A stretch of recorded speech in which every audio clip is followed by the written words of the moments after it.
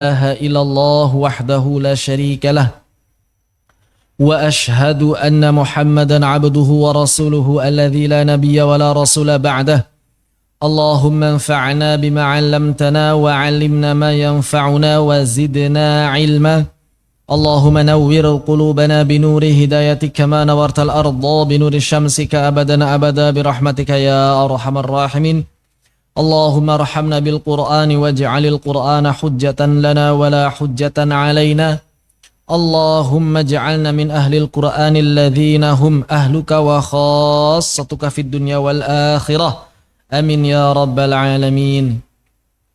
Insyaallah dalam kesempatan kali ini kita akan kembali melanjutkan kajian dari kitab Tibyan fi Adabi Hamalatil Quran. Sekarang kita masuk kepada beberapa persoalan yang berkaitan dengan kesunahan membaca Al-Quran secara khusus dan toharoh secara umum. Jadi ini memang bahasannya sangat kental dengan nuansa fiqih, namun erat kaitannya dengan adab. Maka Al-Imam An-Nawawi rahimahullah ta'ala nafa'anallah bi'ulumihi wa bi'ulumikum wa bi'ulumis sairina salihina fid dharain mengatakan fasal.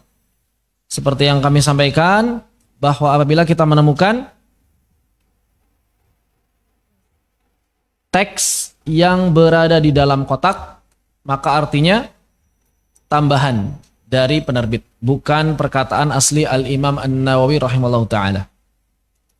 Beliau rahimahullah ta'ala mengatakan wa yustahabbu, dan dianjurkan, sunnah, dianjurkan, disukai, disunnahkan. Itu makna yustahab. Dianjurkan ayyaqra'a, dianjurkan untuk membaca. Maksudnya membaca apa di sini? Al-Quran. Tilawah maksudnya. Yaqra di sini maksudnya adalah tilawah. Mau tilawahnya melihat mushaf, mau tilawahnya dengan hafalan, hafalannya bisa murojaah, bisa hafalan yang baru. Sama saja. Intinya membaca Al-Quran dengan niat tilawah, dengan niat membaca Al-Quran. Membaca ayat-ayat Al-Quran dengan niat menjadikan ayat-ayat tersebut sebagai bacaan Al-Quran, bukan menjadikannya sebagai zikir, doa, ruqyah, atau perkataan biasa, bukan, tapi benar-benar menjadikan ayat tersebut sebagai ibadah tilawah. Maka dianjurkan bagi para pembaca Al-Quran ketika membaca Al-Quran untuk wahwa ala taharah, dan dia si pembaca ini dalam keadaan suci. Suci di sini maksudnya suci apa? Suci dari hadas kecil. Sunnah suci dari hadas kecil. Kenapa sunnah suci dari hadas kecil? Karena kalau dari hadas besar wajib, bukan sunnah. Membaca, melafalkan Al-Quran itu dianjurkan suci dari hadas kecil. Kenapa suci dari hadas kecil? Kok berani-beraninya menafsirkan taharah di sini suci dari hadas kecil? Tahu dari mana? Tahu dari kitab-kitab fikih yang lain dan konteks kalimat setelahnya. Begitu. Kalau kita memahami pembahasan dalam madhab Imam Asy-Syafi'i, maka itu sudah mafhum. Maksudnya di sini adalah hadas kecil. Kenapa? Karena bersuci dari hadas besar sebelum membaca Al-Quran itu wajib, bukan sunnah. Wajib menurut siapa? Menurut 4 madhab, kurang lebih ada catatan sedikit dalam madhab Imam Malik. Fa'in qara'a muhdithan, nah makanya di sini sampaikan muhdits. Muhdits ini hadas kecil. Jadi orang yang berhadas kecil disebut muhdits. Kalau kitabnya nggak ada harokatnya, hati-hati bacanya ya. Bisa dibaca muhdits, muhdats, muhaddits. Sama tulisannya. Fa'in qara'a, dan apabila dia tilawah Al-Quran dalam keadaan berhadas kecil, jaza bi ijma'i al-muslimin, maka hukumnya diperbolehkan menurut kesepakatan kaum muslimin. Ingat, kita nggak ngomongin pegang mushaf. Karena masih banyak orang yang nggak paham, belum bisa merinci kapan membicarakan baca Al-Quran, kapan membicarakan pegang mushafnya. Yang lagi dibicarakan di sini bukan pegang mushaf, melainkan baca Al-Quran. Pertanyaannya, baca Al-Quran itu maksudnya kayak gimana sih? Yang pertama, niatnya untuk tilawah Al-Quran. Si ayatnya ini benar-benar dijadikan buat ibadah tilawah, bukan dijadikan sebagai doa. Contohnya kayak gimana sebagai doa? Kita doa, Rabbana atina fid dunya hasanah wa fil akhirati hasanah wa qina adzabannar. Kalau misalnya kita tanya, antum lagi ngapain? Apakah dia akan jawab lagi baca Al-Quran? Enggak kan? Pasti dia jawabnya lagi doa. Atau misalnya ada orang lagi zikir petang, zikir pagi, baca Al-Ikhlas 3 kali, Al-Falaq 3 kali, An-Nas 3 kali, dia baca 3 kali 3 kali. Ditanya, lagi ngapain? Saya yakin jawabannya enggak akan jawab lagi tilawah. Jawabnya apa? Sedang zikir pagi atau zikir petang. Itu bukan tilawah. Kalau niatnya bukan untuk Al-Quran, maka enggak masuk bahasan sini.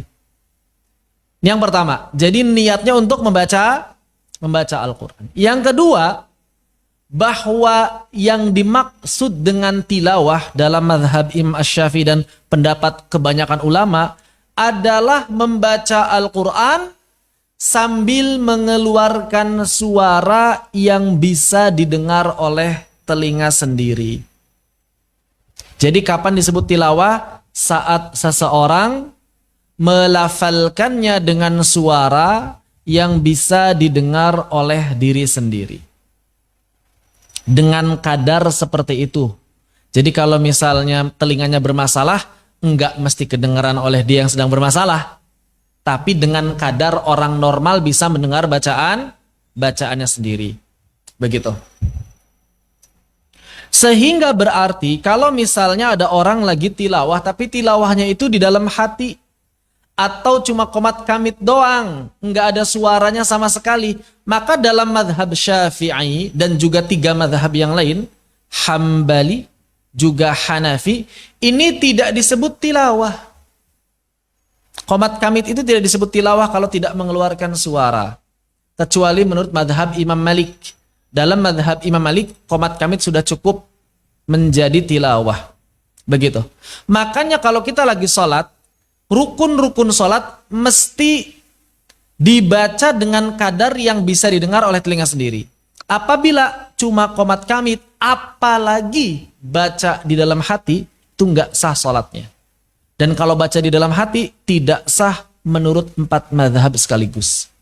Dan ini masih cukup banyak juga orang-orang yang baca Al-Quran di dalam sholat, baca rukun-rukun di dalam sholat, di dalam hati. Masih banyak nih. Dari awal sampai akhir. Mingkem terus. Ini tidak sah. Menurut siapa tidak sahnya? Menurut 4 mazhab sekaligus. Dalam mazhab Imam Malik boleh qomat kamit walaupun tidak bersuara. Kalau kita pengen selamat mengikuti pendapat mayoritas ulama, maka mesti bersuara. Karena itulah makna qiraah.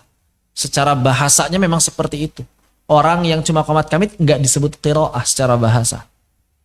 Baik.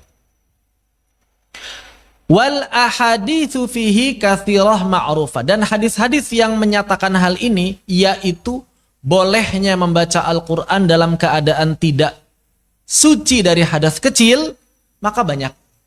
Enggak perlu disebutin begitu. Jadi kalau sekadar baca Al-Quran, perhatikan. Kalau sekadar baca Al-Quran, tidak wajib bersuci dari hadas kecil. Begitu ya. Maksudnya apa di sini? Melafalkan Al-Quran dengan maksud tilawah Al-Quran dengan kadar suara yang bisa didengar oleh diri sendiri. Itulah yang dibahas. Baik.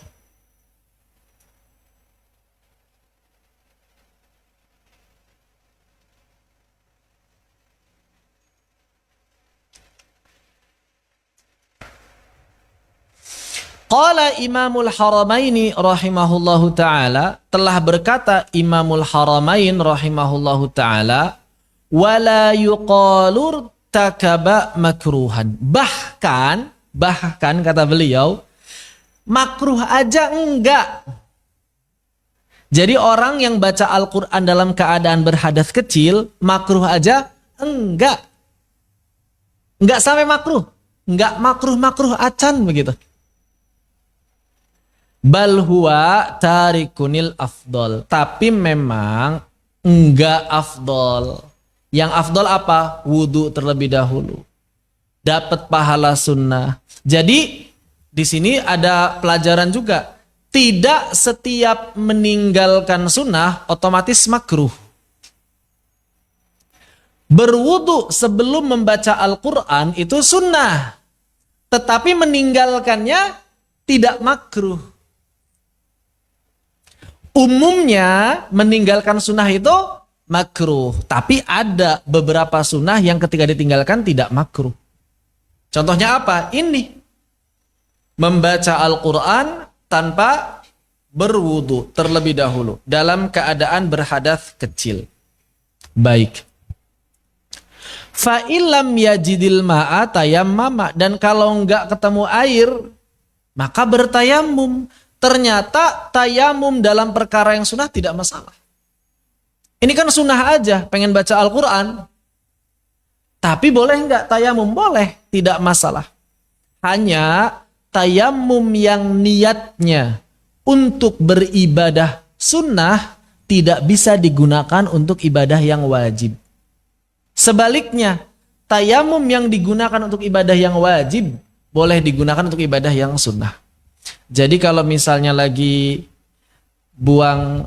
punya hadas, habis buang air kecil, buang air besar, lebih baik niatnya jangan niat supaya bisa baca Al-Quran.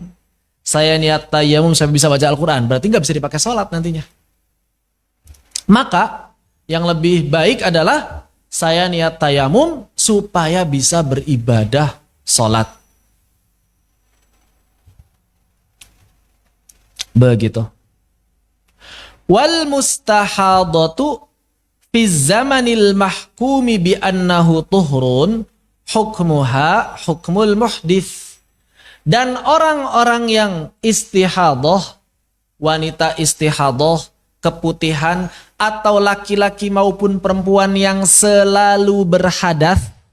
Ada orang yang selalu berhadas ya, mau buang angin terus, mau buang air terus, maka mereka itu fi zamanil mahkumi bi annahu tuhrun, pada sebuah keadaan di mana mereka dihukumi boleh salat, bi annahu tuhrun di sini dihukumi boleh salat, maka hukmuha hukmul muhdits, hakikatnya mereka tetap disebut orang yang berhadas. Paham nggak?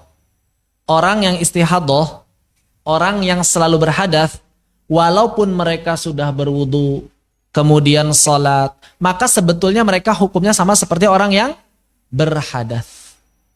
Sama saja. Kenapa? Karena mereka nggak pernah suci hakikatnya.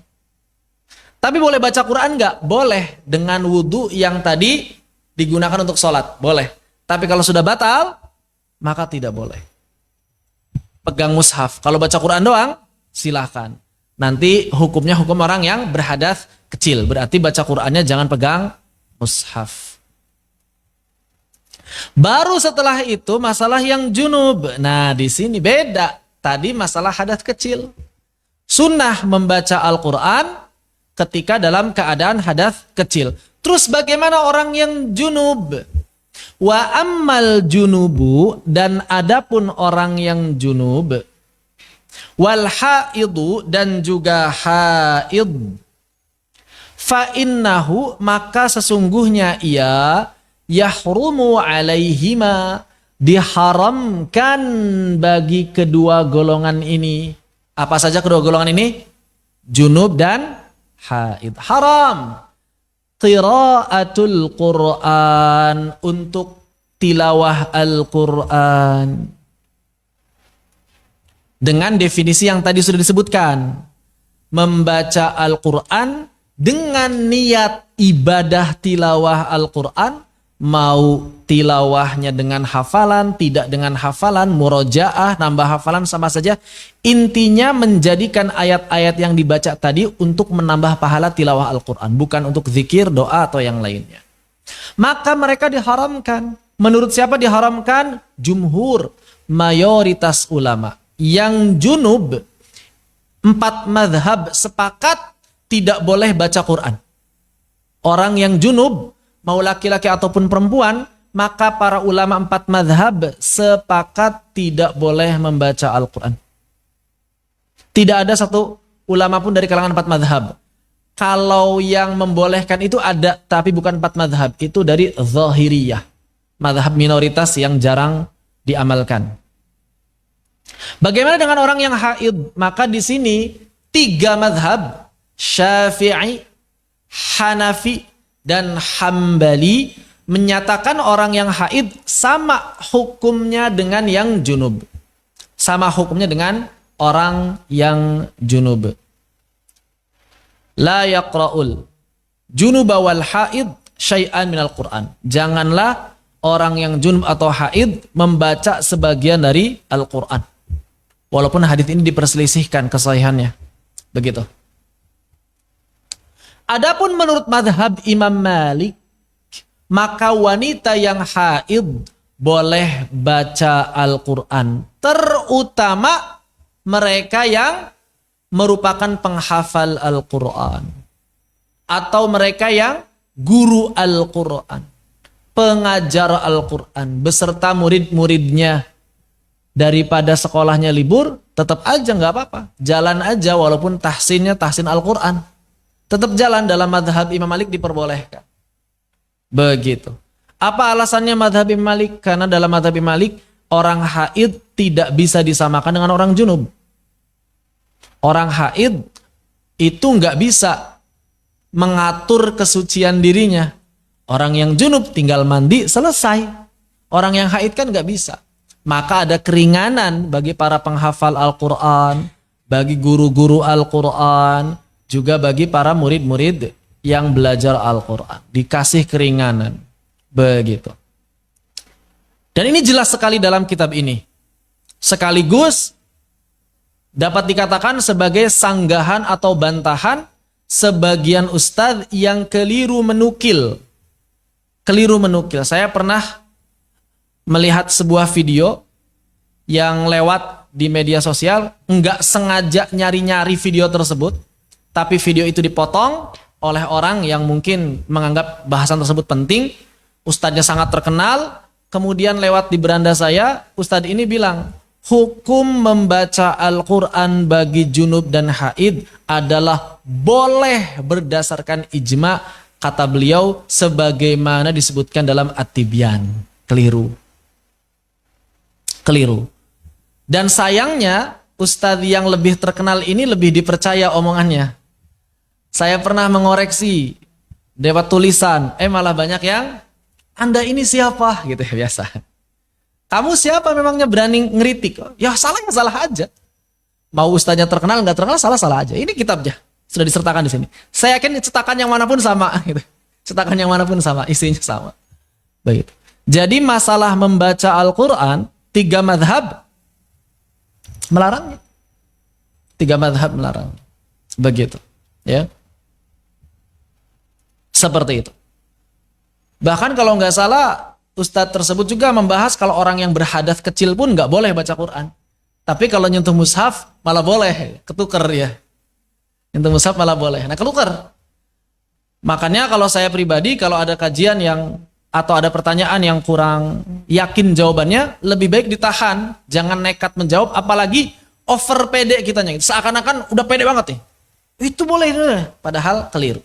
Kalau kita ragu, ini juga pelajaran buat antum sekalian, kalau kita ragu dalam menjawab, maka kasih clue bahwa kita masih ragu. Seingat saya, tapi saya khawatirnya lupa nih, nanti dicek lagi oleh antum sekalian, misalnya begitu, ada kalimat seperti itu, nanti tolong dicek lagi, tapi seingat saya begini, nah begitu. Jangan seakan-akan kita yakin. Padahal keliru. Begitu. Baik. Udah lama videonya. Detailnya saya agak kurang lupa juga. Intinya, pernyataan beliau itu keliru. Kenapa? Karena beliau menyandarkan dalam At-Tibyan itu. Saya sampai ngecek gitu At-Tibyan. Kayaknya yang saya baca nggak gitu deh. Saya beberapa kali baca nggak gitu deh. Sampai ngecek ya nggak begitu. Baik. Di sini Al-Imam Nawawi mengatakan sawaun sama saja kana ayatan au aqal minha. Sama saja orang haid atau junub ini bacanya satu ayat atau kurang dari satu ayat. Selama niatnya baca Al-Quran, selama dia niatkan untuk mendapatkan pahala tilawah, maka haram bagi wanita yang haid ataupun orang yang junub untuk melafalkan sebagian ayat Al-Quran. Haram. Namun kata Imam An-Nawawi, wa yajuzu lahuma ijra'ul Qur'an, tapi boleh bagi dua golongan ini untuk ijra'ul Qur'an. Untuk apa? Ya membaca di dalam hati ala qulubihima. Mengalirkan bacaan di hati mereka min ghairi talaffuzin bih, tanpa melafalkannya, nggak ada suara. Jadi boleh kalau nggak ada suara. Makanya kalau misalnya kita sedang berwudu di toilet kan nggak boleh zikir ya, makruh. Maka gimana caranya supaya dapat pahala basmalah? Baca bismillahnya pelan-pelan dalam hati dan cukup qomat kamit mulut. Oh, udah nggak apa-apa. Insya Allah terdapat pahala kata Syekhul Islam Zakaria Al-Ansari. Bismillahirrahmanirrahim. Allahumma barik lana fi rizqina.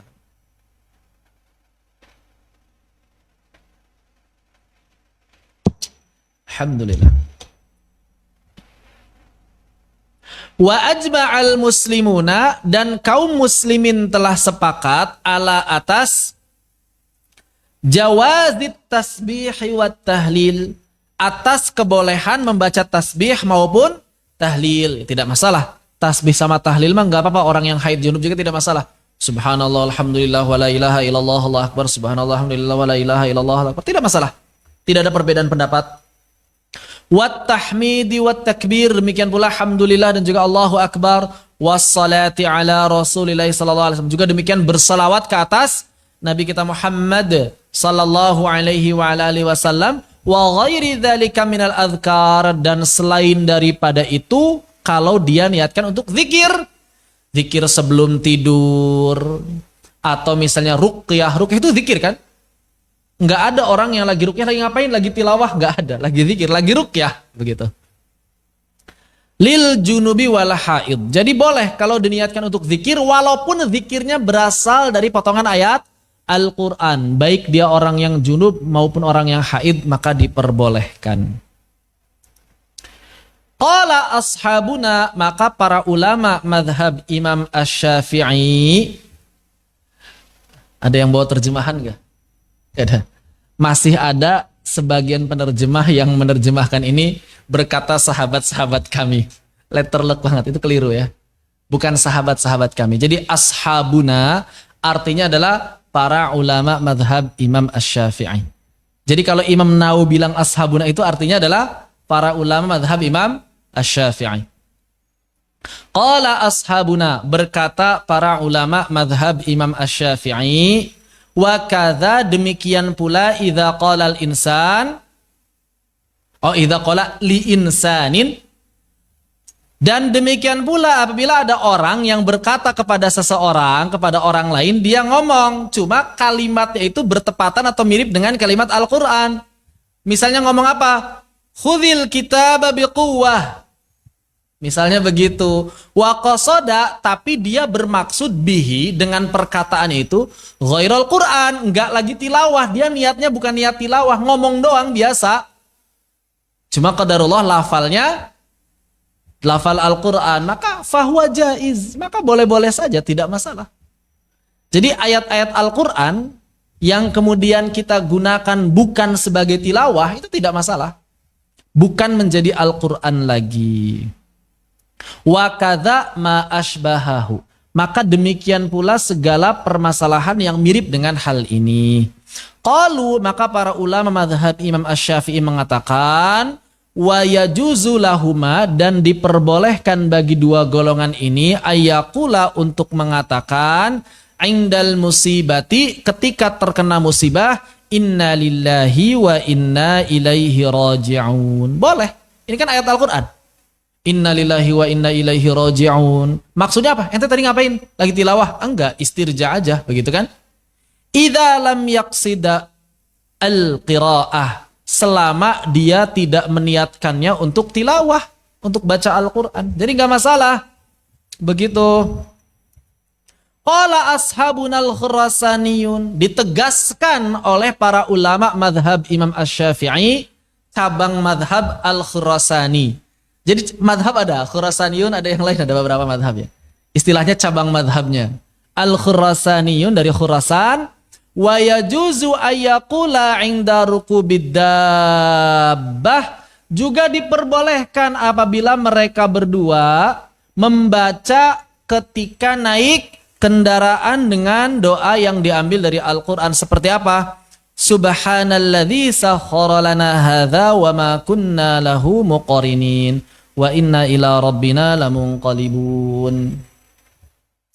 Wa 'inda du'a, juga ketika misalnya mereka berdoa, Rabbana atina fid dunya hasanah wa fil akhirati hasanah wa qina adzabannar.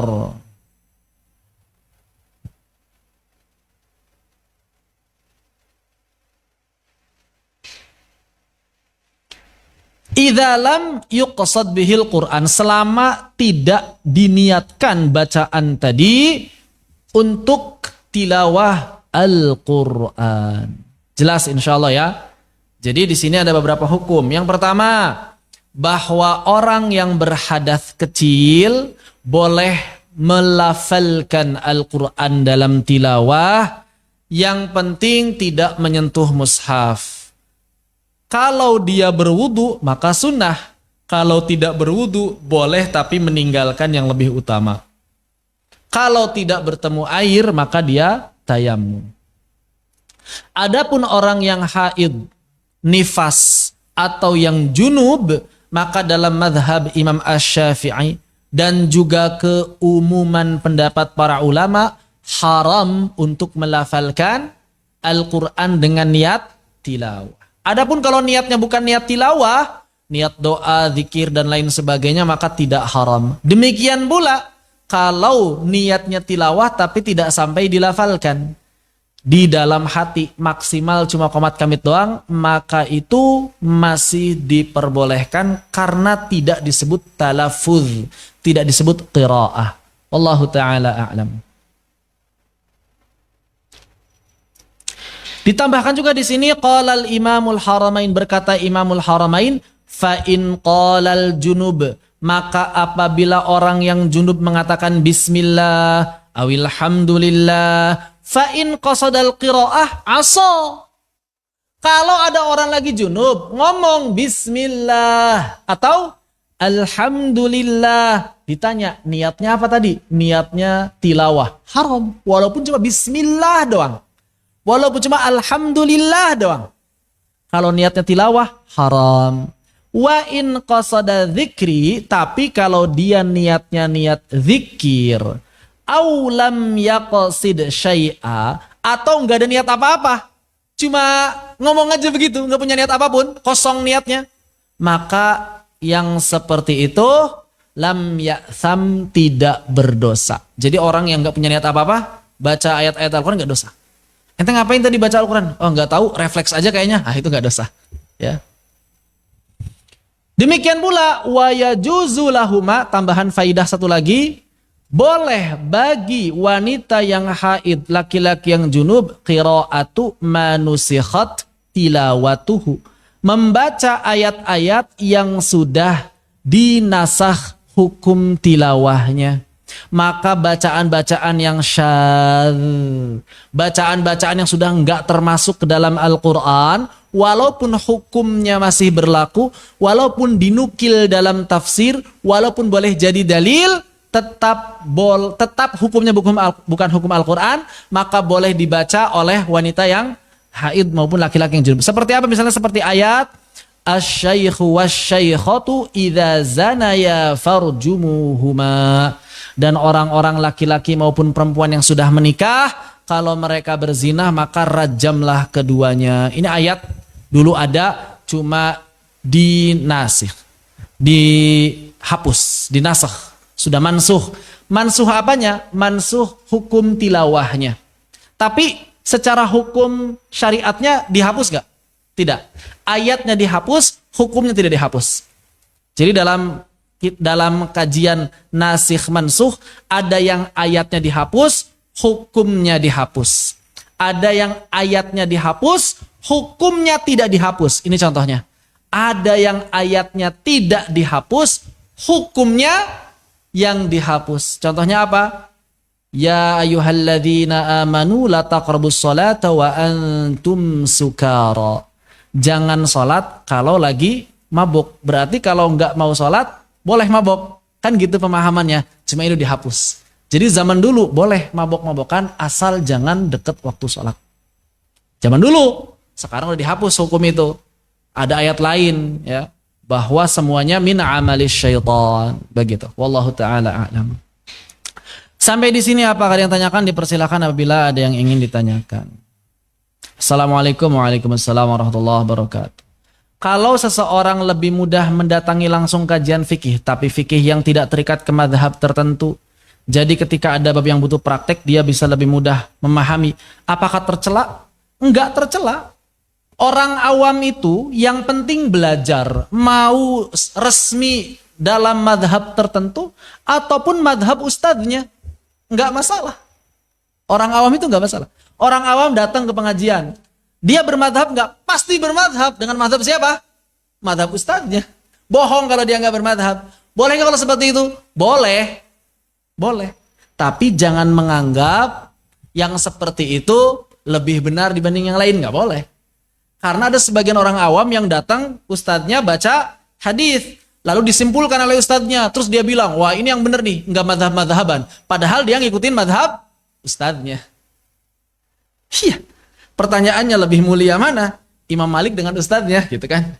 Makanya ada sebagian ulama ketika ditanya, ya Syekh, kita sekarang sudah ada Al-Quran, hadis sudah terkumpul, rapi. Ngapain kita masih belajar lewat madhab? Apa jawaban syekhnya? Karena Imam Malik lebih paham Al-Quran dan hadis daripada kamu. Iya kan? Iya, sederhana jawabannya. Jadi tidak masalah. Yang penting si ustadznya memang. Yang jadi masalah itu sekarang itu bukan orang awamnya. Yang namanya orang awam, apa aja kata ustadz ini kira bener kan? Nah, yang sekarang itu harus diberikan peringatan adalah para ustadznya.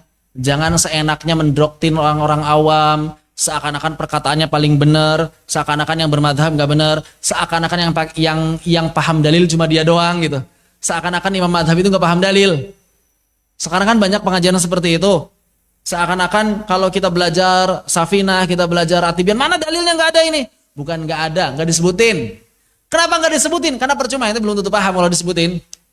Begitu. Dan orang awam itu kan ribet, dikasih dalil segala macam. Orang awam yang penting sholat kayak gimana sih? Yang penting butuh kayak gimana sih? Nggak butuh dalilnya an Abi Hurairah radhiyallahu an. Nggak butuh orang awam yang seperti itu. Kenapa? Kalaupun kita bohongi, orang awamnya iya aja. Dalilnya apa? Kita baca bahasa Arab aja, inna maqali aja percaya. Ini dalilnya bukan bahasa Arab, dalilnya bahasa Suryani. Apa dalilnya? Inna maqali inna Rasulullah sallallahu alaihi wasallam, inna Makkah Madinah. Ngerti orang awam itu? Oh iya.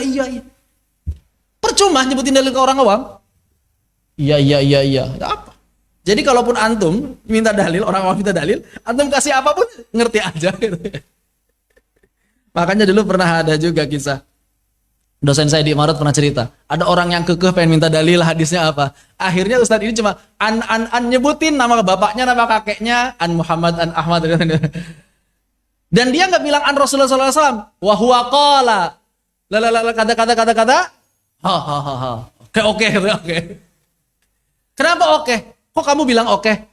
Ya tadi kan udah dibacain dalilnya. Itu bukan dalil kata dia. Terus siapa? Itu perkataan kakek buyut saya. Percaya. Orang awam ya gitu. Jadi orang awam itu belajar kemanapun tidak masalah selama dia belajar ke orang yang dia anggap memang berilmu. Nah sekarang itu adabnya ada pengajarnya yang jadi masalah. Ada sebagian ustadz bilang, ngapain belajar madhab? Kita sekarang udah gak butuh madhab. Kata siapa nggak butuh madhab? Dia sendiri ketika baca Al-Quran, baca hadis, pasti baca tafsir, pasti baca penjelasan para ulama. Lalu dia menyimpulkan sendiri hasil kesimpulan dari para ulama itu apa? Butuh madhab. Nggak bisa nggak butuh madhab. Usul fikih, mana yang didahulukan? Quran, sunnah. Setelah sunnah ini mana nih? Apakah ke qiyas, apakah ke ijma, apakah hadis dhaif? Itu tergantung madhab apa yang dia pilih pada akhirnya. Butuh madhab. Nggak bisa nggak butuh madhab. Begitu. Jadi yang jadi masalah sekarang itu para ustadznya, para pengajarnya. Orang awam belajar kemanapun tidak masalah. Lagi-lagi ustadznya harus ngajarin ke orang awam. Apa yang diajarkan? Adab beda pendapat. Jangan mudah menyalahkan orang lain. Mau bermadhab tidak bermadhab, pasti semuanya kembali pada Quran dan Sunnah. Kalau semua ustadznya seperti itu, aman, tentram, bersahaja, hidup damai sentosa, ya kan? Nggak ada gontok-gontokan. Kenapa orang-orang awam bisa gontok-gontokan? Karena ustadznya bilang, nah yang dalil yang sahih ini, yang lain tuh nggak sahih. Udahlah, orang awam keluar dari masjid itu langsung bilang, wah bidah semua, bidah semua. Kayak gitu. Tapi kalau kita memang ingin serius belajar fikih, nggak bisa enggak kecuali lewat pintu madhab. Kenapa? Karena kalau kita belajarnya lewat Quran sama hadis langsung, nggak dapet malakah fiqhiyahnya, nggak dapet. Kenapa? Karena pada akhirnya kita cuma mendapatkan pengetahuan ustadznya.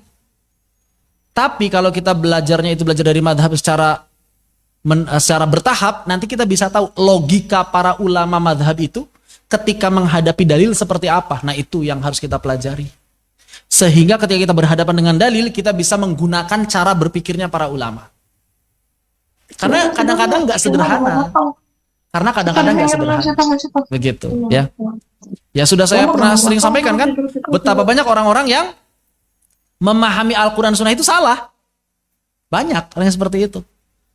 Zaman sekarang itu gara-gara baca sendiri langsung. La ikraha fiddin, buat dalil, jangan maksa anak nikah dengan orang yang tidak disukainya. Artinya nggak nyambung. Saya pernah itu lihat potongan video. Saya mau nanya, ya katanya. Apa pertanyaannya? Boleh nggak orang tua maksa anaknya nikah dengan seorang? Tidak boleh. La ikraha fiddin, nggak nyambung bu, gitu ya. Nggak nyambung begitu. Kalau megang kitab tajwid bagi orang yang haid, ya, kitab tajwid apa hubungannya? Nggak ada hubungannya kitab tajwid. Ini sudah saya sampaikan juga bahwa yang dimaksud mushaf itu adalah Al-Quran yang isinya Al-Quran. Kitab tajwid isinya Al-Quran bukan. Ada ayatnya. Cuma banyakan tajwid atau banyakan ayat. Kalau misalnya bercampur Al-Quran di satu sisi dan ada tambahan di sisi yang lain, ada plus-plusnya di sisi yang lain, nggak enak banget plusnya di sini. Nah ini. Plusnya di sisi yang lain, maka dibandingkan. Kalau 50-50 dihukumi mushaf. Kalau lebih banyak tambahannya, maka bukan mushaf. Kalau lebih banyak Al-Qur'annya, maka mushaf. Begitu. Kitab tajwid, ada ayat Al-Qur'annya enggak? Ada. Lebih banyak mana? Ayat Al-Qur'an atau selain Al-Qur'annya? Jelas selain Al-Qur'annya. Jangankan kitab tajwid, kitab tafsir pun banyakan selain Al-Qur'annya. Begitu. Aliran Khurasaniyun, iya, ada Iraqiyun, ada Khurasaniyun. Itu bedanya apa? Padahal sama-sama madhab Syafi'i. Beda dalam masalah penukilan. Pernah saya sampaikan, kalau tidak khilaf, tapi saya lupa di pelajaran apa, bahwa yang namanya sumber fiqih madhab Syafi'i, yang pertama itu adalah fatwanya Imam Asy-Syafi'i. Fatwa imam langsung. Yang pertama nih. Yang kedua apa? Yang pertama fatwa imam, yang kedua kitab imam. Kitab Imam Syafi'i banyak gak? Kitab Imam Syafi'i banyak gak? Banyak. Kadang fatwanya Imam Syafi'i juga banyak. Diriwayatkan dari sini begini, diriwayatkan dari sana begono, dari situ begitu, beda-beda. Seperti itu. Kemudian apa lagi? Cukup dua ini? Tidak. Ada yang namanya aqwal atau fatwa-fatwa dari para ashabul wujuh. Ashabul wujuh. Ashabul wujuh itu siapa? Murid-murid atau cucu muridnya Imam Asy-Syafi'i yang derajatnya sudah mujtahid, tapi nggak bikin madhab sendiri. Mereka dianggap mujtahid tapi nggak bikin madhab sendiri. Maka mereka disebut ashabul wujuh. Jadi kalau misalnya dari fatwa imam nggak ketemu, dari kitab imam nggak ketemu, maka langsung ke level ini ashabul wujuh. Coba cari fatwa murid Imam Syafi'i. Nanti baru ditimbang. Ditimbang dengan apa? Ya dengan dalil. Jadi dari semua ini ditimbang dengan apa? Dengan dalil Al-Quran, dengan dalil sunnah, dengan dalil. Terus timbangan kedua apa? Usul madhab istilahnya. Ditimbang dengan usul madhab. Usul madhab itu apa? Usul madhab itu adalah kaidah-kaidah yang sudah ditetapkan oleh madhab. Nah, dari sinilah kemudian muncul kadang-kadang kesimpulan akhir yang berbeda.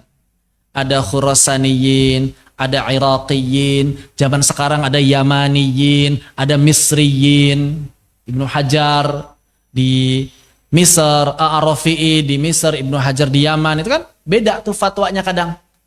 Ada lagi fatwanya Imam Ar-Rafi'i, Imam An-Nawawi, kadang-kadang mereka beda kesimpulannya.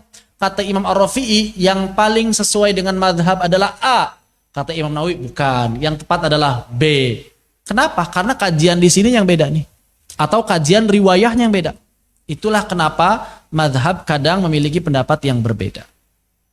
Ada juga kadang Imam Nawawi ataupun ulama madhab yang lain, kadang mereka juga keluar dari madhab. Maksudnya keluar dari madhab itu bagaimana? Tidak ada di fatwa imam, tidak ada di kitab imam, tidak ada di ashabul wujuh. Tapi mereka secara penggalian pribadi, kayaknya pendapat yang itu, pendapatnya imam, pendapatnya ashabul wujuh kayaknya lebih lemah dibandingkan pilihan saya deh. Maka itu namanya ikhtiarat. Ikhtiarat itu apa? Pendapat pribadi sebagian ulama madhab. Seperti Imam Nawawi, beliau punya pendapat pribadi. Contohnya masalah apa? Masalah bersiwak ketika berpuasa. Dalam madhab, mau pendapatnya Imam Asy-Syafi'i maupun murid-muridnya Asy-Syafi'i pendapatnya sama. Dalam madhab apa? Bersiwak setelah zuhur makruh. Bersiwak setelah masuk zuhur makruh. Apa kata Imam Nawawi? Enggak makruh. Kenapa? Karena menurut penelitian Imam Nawawi lebih kuat dalilnya yang enggak makruh. Begitu. Tapi apakah pendapat Imam Nawawi ini disebut pendapat madhab? Enggak. Namanya pendapat Imam Nawawi. Tapi masih dalam lingkup madhab Syafi'i. Cuma disebutnya bukan pendapat resmi madhab. Pendapat resmi madhab mana? Ya diambil dari sini kalau pendapat resmi madhab. Enggak keluar dari sini. Kecuali di sini enggak ada, di sini enggak ada, di situ enggak ada. Baru cari namanya pendapat mukharraj. Jadi mengkiaskan mengkiaskan permasalahan yang ada sekarang dengan fatwa para imam. Begitu. Jadi madhab itu bukan satu orang fatwa jadi madhab, enggak. Udah disaringnya itu berlapis-lapis sampai menghasilkan fatwa atau pendapat yang istilahnya resmi atau istilah bahasa Arabnya mu'tamad. Jadi kalau kita lihat ada istilah mu'tamad, maka itu namanya pendapat resmi madhab. Pendapat resmi madhab. Kadang-kadang ada ulama yang meneliti menurut kajian saya yang mu'tamad yang ini. Kadang juga berbeda menurut ulama yang lain. Enggak. Menurut kajian saya ini yang mu'tamad. Terus kalau para ulama beda pendapat, yang paling diambil pendapatnya siapa? Dalam madhab Syafi'i? Katanya mu'tamad ini, katanya mu'tamad itu, katanya mu'tamad ono. Kalau yang paling banyak berpendapat, yang paling pertama diambil pendapat siapa? Imam Nawawi. Karena Imam Nawawi dianggap orang yang paling dalam penelusurannya terhadap riwayat-riwayat imam. Riwayat-riwayat Imam Syafi'i. Paling detail penggaliannya. Begitu. Kalau Imam An-Nawawi nggak ada, kayaknya Imam Nawawi nggak meneliti hal ini nih. Jadi mana yang mu'tamad? Maka langsung pindah ke zaman sekarang. Imam Ibnu Hajar ataupun Imam Ibnu Hajar Al-Haytami juga Imam siapa? Ibnu Hajar sama tadi siapa saya bilang? Ar-Ramli. Imam Ar-Ramli. Imam Ibnu Hajar dan Imam Ar-Ramli. Imam Ibnu Hajar di Yaman, dipakainya Imam Ar-Ramli di Mesir. Atau sebaliknya, saya agak lupa. Begitu. Seperti itu. Itulah perjalanan madhab. Dan itu berlangsung selama ratusan tahun. Kokoh banget gitu madhab itu. Jadi kalau misalnya ada yang bilang, saya nggak butuh madhab. Ya, ente mau bangun dari nol lagi. Capek sekali. Ya ngapain membangun dari nol? Itu fikih udah jadi tuh. Udah jadi istana megah. Tinggal pilih mau masuk yang mana. Masuk istana Syafi'i, istana Hambali, istana Hanafi, istana Maliki, udah megah semuanya. Saling bantah-bantahannya pun udah. Sedangkan pendapat pribadi kita belum diuji, belum diajak debat sama orang. Bisa jadi baru diajak debat selangkah udah gugur semuanya pendapat-pendapat kita sebenarnya. Kita doang merasa kuat. Tapi pendapat madhab itu kan udah diuji. Saling debatnya itu udah ratusan tahun. Maka dalil-dalilnya itu udah saling ditawarkan, itu luar biasa. Begitu. Hanya memang orang-orang awam kan nggak melihat itu. Lihatnya kitab madhab Syafi'i itu Safinah yang nggak ada hadisnya.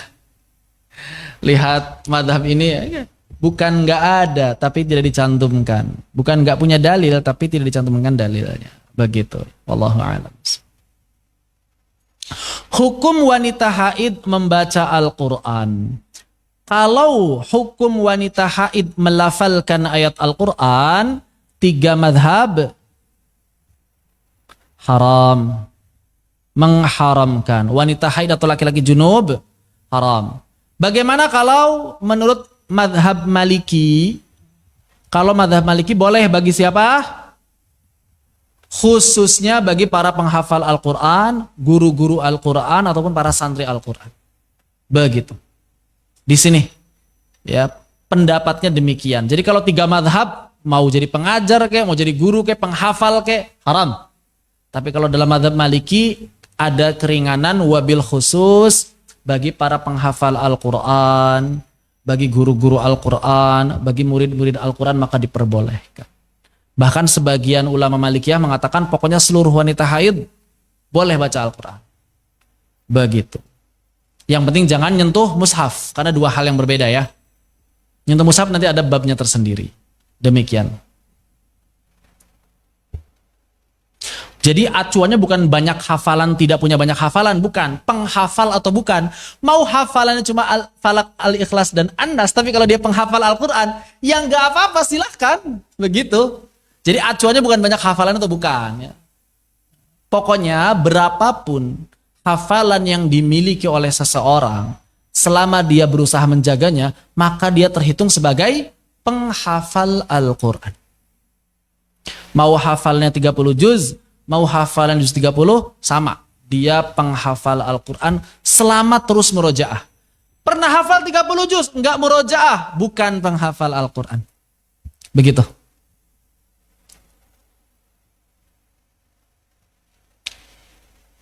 Baik. Nanti bisa disimak rekamannya ya. Diulang-ulang. Saya kalau dengar kajian, terutama kalau ingin menyampaikan kembali, terbiasa mengulang-ulang rekaman. Bahkan kalau perlu dicatat, dibikin PowerPoint-nya. Begitu. Saya beberapa kali bikin PowerPoint dari kajian orang. Kajian dicatat. Tambahin sama kajian-kajian yang lain. Oh, itu nempel banget itu. Nempel, dijamin nempel. Baik.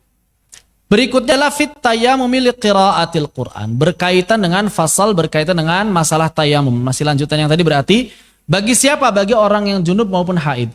Idza lam yajidil junubu awil haidu ma'a. Dan kalau orang yang junub atau haid ini enggak nemu air, tayammama, maka boleh bertayamum. Pengen baca Quran nih orang yang haid ataupun orang yang junub. Gimana aja pengen baca Quran? Rajin sekali misalnya gitu. Berarti ini kalau orang yang haidnya ngikutin pendapat madhab Maliki, bahwa orang yang haid boleh membaca Al-Quran. Begitu ya. Kalau orang yang junub tidak masalah. Maka tayammama wa yubahu lahul qiraatu wassalatu wa ghairuhuma. Maka kalau seperti itu yubah boleh bagi siapa? Boleh bagi siapa? Lahu, cuma yang junub doang. Boleh bagi yang junub. Boleh bagi yang junub untuk apa? Baca Al-Quran, salat, dan selainnya. Begitu ya. Orang yang haid, ya nggak bisa. Orang haid nggak bisa.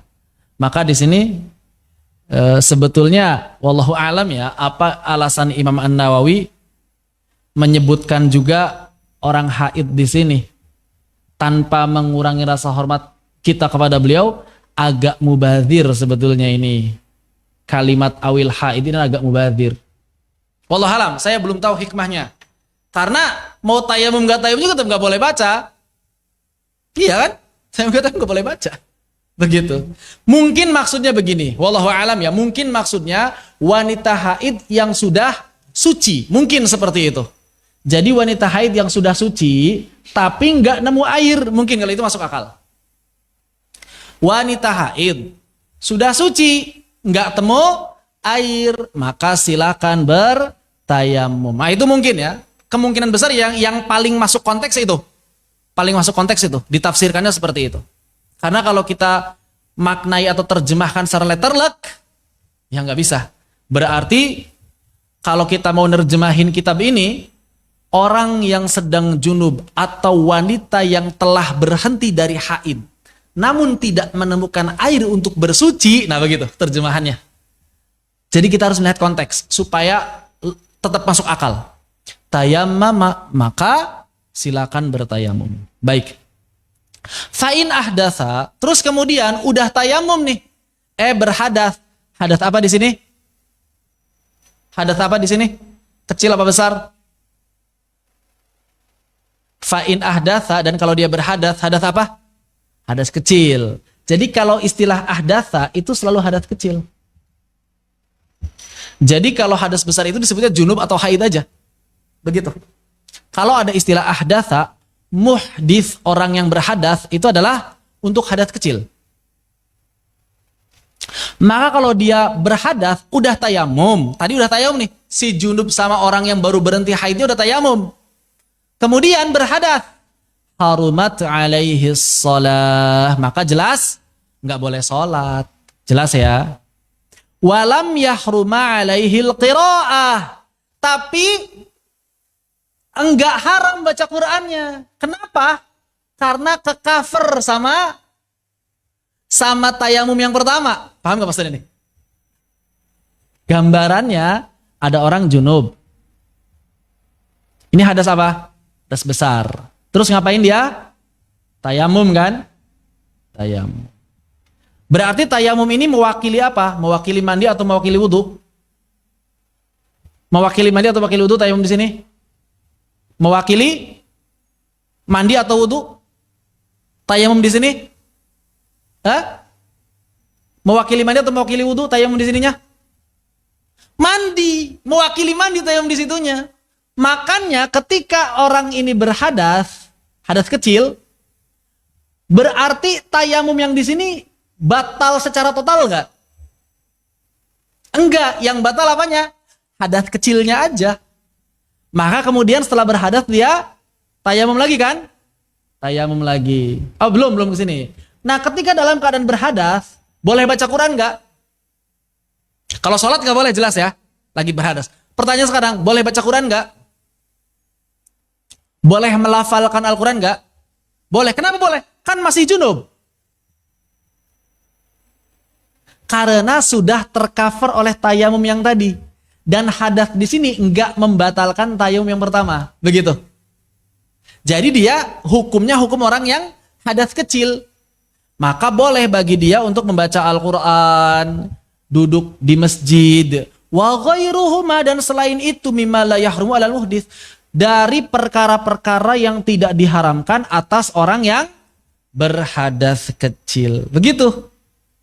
Kama idza ghtasala tsumma ahdath. Jadi hukumnya sama dengan orang yang sudah mandi kemudian berhadas, hadas kecil maksudnya. Antum udah mandi, terus buang angin, boleh baca Quran nggak? Kan boleh, tadi dibahas. Yang nggak boleh itu sholat, ya. Wahada, dan penjelasan ini mimma yus'alu anhu, termasuk penjelasan yang sering ditanyakan, atas jawaban yang sering ditanyakan, wa yustaghrab, dan orang-orang itu pada aneh, banyak yang belum tahu. Fayuqalu, kadang-kadang malah dijadiin tebak-tebakan. Apa pertanyaan tebak-tebakannya? Junubun, ada orang junub. Yumna'u minas shalah, ada orang junub yang nggak boleh sholat. Itu udah tahu kita juga orang junub nggak boleh sholat. Tapi walam yamna'u min qiraatil Quran, tapi kok nggak terlarang dari membaca Al-Quran. Wal julusi fil masjid, dan juga tidak terlarang duduk-duduk di masjid min ghairi darurah, padahal enggak darurah. Kaifa suratuhu, coba orang junub yang kayak gimana yang boleh seperti itu? Tebak-tebakannya begitu. Ada orang junub yang dia nggak boleh sholat, sholatnya haram, tapi kok boleh baca Quran dan boleh duduk di masjid, padahal nggak darurat. Orang junub seperti apa? Fahadhihi suratuhu, maka inilah gambarannya. Gimana gambarannya? Orang junub yang tayamum kemudian berhadas kecil. Dia nggak boleh sholat, dia junub, dia nggak boleh sholat, tapi boleh baca Al-Quran dan duduk di masjid. Boleh jadi tebak-tebakan. Memang dalam mazhab Syafi'i itu sampai ada kitabnya ya, kitab tebak-tebakan fikih gitu. Ini menarik mazhab Syafi'i, saking kayaknya mazhab Syafi'i, sampai permasalahan-permasalahan dalam mazhab itu bisa jadi tebak-tebakan. Dan itu banyak. Antum bisa cari kitabnya, tebak-tebakan mazhab, tebak-tebakan fikih. Mazhab yang lain jarang saya temukan kitabnya. Mazhab Syafi'i banyak. Mau yang bahasa Arab, bahasa Indonesia. Baik. Kemudian Imam Nawawi menambahkan, "Tsumma la faraq", kemudian tidak ada perbedaan hukum fima dzakarnahu, terkait dengan apa yang tadi dibahas, maksudnya orang junub yang berhadas tadi, baina tayammumil junubi, di antara orang tayamum atau orang junub yang tayamum fil hadar, dalam hadar, was safar, dan juga safar. Ini makna hadar sama safarnya jangan disamakan dengan makna hadar dan safar dalam bab qasar. Apa yang disebut hadar, apa yang disebut safar? Dalam bab tayamum. Dalam bab tayamum, apa yang disebut hadar, apa yang disebut safar? Dalam mazhab Syafi'i. Tahu nggak? Nggak tahu. Disebut hadar adalah apabila dia tidak menemukan airnya itu di tempat yang umumnya banyak air, di pemukiman yang umumnya banyak air, maka itu disebut hadar. Jadi hadar itu adalah pemukiman yang biasanya banyak air. Baik. Terus safar apa? Safar itu tempat-tempat yang memang biasanya jarang ada air. Contohnya apa? Gurun, padang pasir. Itu safar namanya. Begitu. Jadi antum kalau misalnya baca kitab fikih Syafi'i, ngebahas bab tayamum, ada istilah hadar safar, jangan diartikan hadar safar antum sedang bepergian, bukan.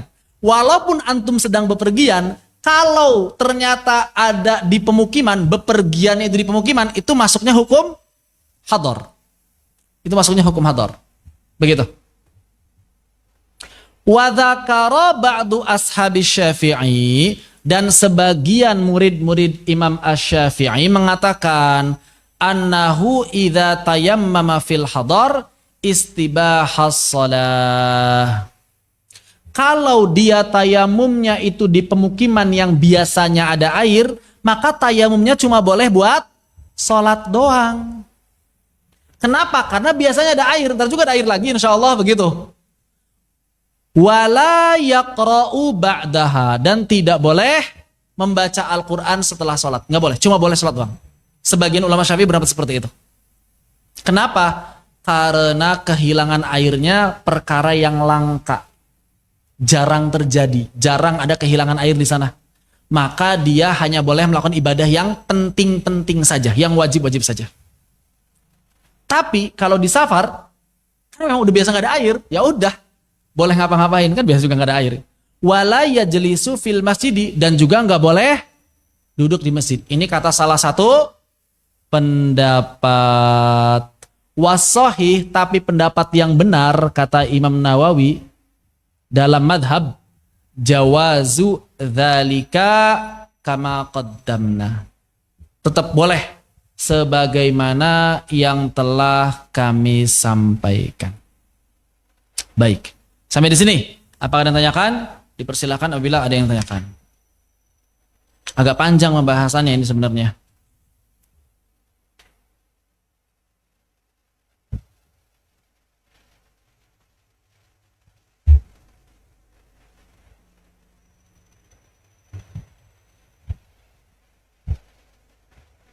Mending gak hafal kalau sampai gak jaga hafalan dosa. Gak paham. Gimana maksudnya? Mending gak hafal Ustadz kalau sampai gak jaga hafalan dosa.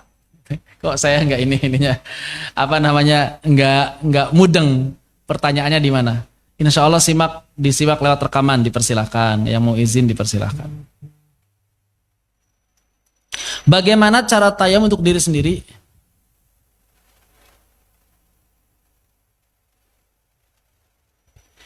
Atau mentayamumkan orang sakit yang berada sakit dari debunya? Nggak bisa, nggak boleh. Kan ini sudah kita bahas ya. Di Selamat Taufik ya. Jadi baik, sekarang kita bahas sedikit ya. Yang namanya tayamum dalam madhab Syafi'i dan juga dalam 3 madhab yang lain, tayamum menurut Syafi'i, Hambali, Hanafi, maka wajib pakai tanah yang ada debunya, ghubar istilahnya. Mau itu tanah murni debu atau debu yang bercampur pasir, tidak masalah. Yang penting jangan bercampur sesuatu yang lain. Itu kan masih tanah, pasir-pasir yang lembut kan masih tanah. Bagaimana menurut Maliki? Menurut Malikiyah boleh bumi. Ingat, bumi dan apa yang tumbuh di atas bumi. Bumi dan apa yang tumbuh. Maksudnya apa? Tanah yang tumbuh di atas bumi, walaupun batu bentuknya. Walaupun batu. Jadi tidak masalah. Makanya sebagian ulama Malikiyah kan membolehkan di pohon gitu kan, nempel di pohon karena itu tumbuh di atas bumi. Begitu. Cuma yang masyhur tanah dan batu. Tanah dan batu. Begitu. Lalu bagaimana kalau tidak debunya? Maka tidak boleh bertayamum pada tempat-tempat yang bukan tumbuh dari bumi dan gak ada debunya. Ini gak ada satu madhab pun yang membolehkan. Jadi kita mau pilih madhab yang mana nih?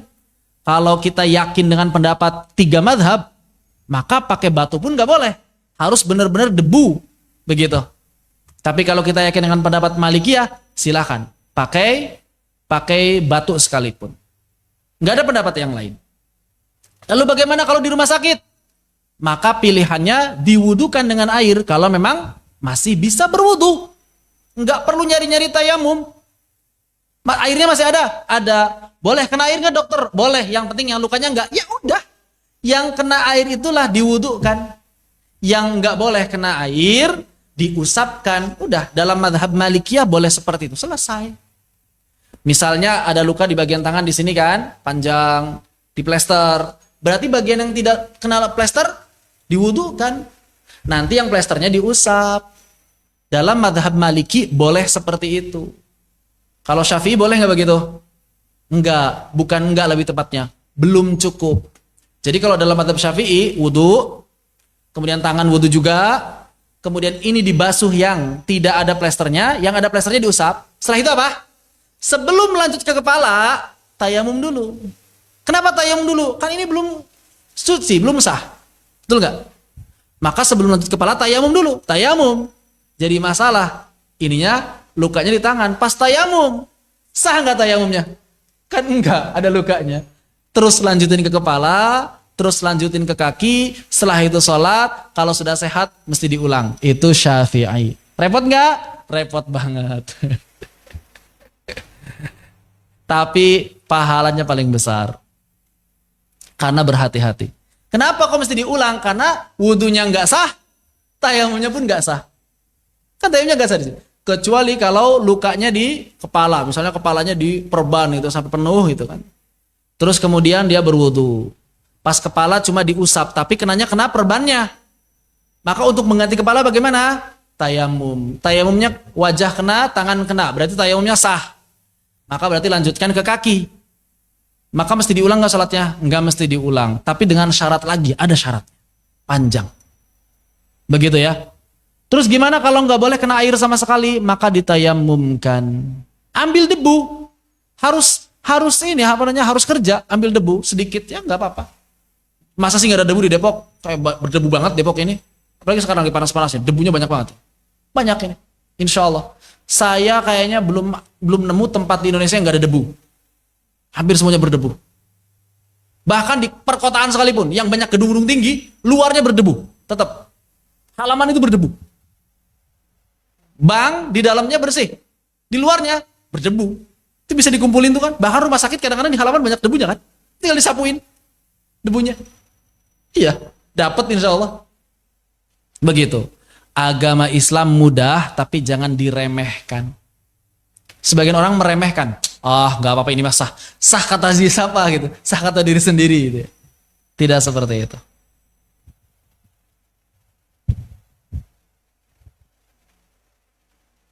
Kalau kita mesti ngikut salah satu madhab atau ketiganya, maksudnya? Apakah kita mesti ikut ke salah satu madhab saja atau ketiganya? Madhab yang masyhur ada 4, bukan 3. Apakah kita mesti ikut salah satu? Jawabannya tidak mesti. Terus buku apa yang ingin tahu perbedaan ketiga madhab? Ya banyak. Kalau pengen yang lengkap misalnya Al-Mawsu'ah Al-Kuwaitiyah, Al-Mawsu'ah Al-Fiqhiyah Al-Kuwaitiyah. Berapa jilid ini? Al-Mawsu'ah Al-Fiqhiyah Al-Kuwaitiyah. Berapa jilid? 45 jilid. Ribet nggak? Ribet.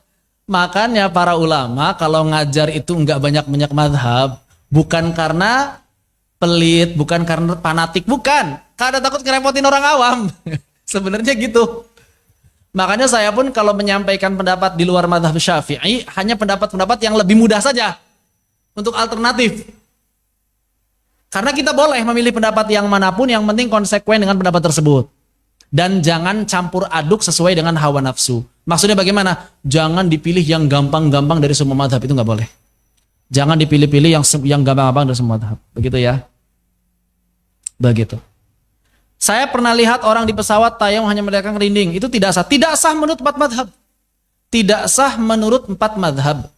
Saya nggak tahu ada madhab yang lain yang mengesahkan. Bahkan saya yakin madhab kelima, Zahiri pun sama pendapatnya. Madhab keenam, Auza'i sama pendapatnya. Madhab ketujuh, Az-Zuhri sama pendapatnya. Madhab kedelapan, saya yakin 10 madhab dalam Islam untuk masalah tayamum ini itu sepakat harus debu atau yang tumbuh dari atas bumi. Belum ada pendapat ulama zaman dulu maupun ulama yang agak-agak belakangan yang membolehkan tayamum itu di mana saja. Belum ada.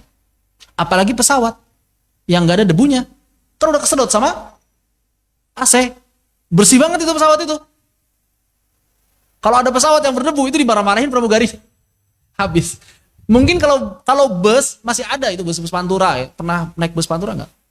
Pantura yang jangan masuk tol, yang Cirebon Kuningan itu. Wah itu, antum kalau misalnya mau duduk, kebas-kebas, debu itu suatu keluar itu debunya. Banyak banget itu ya. Bismillah.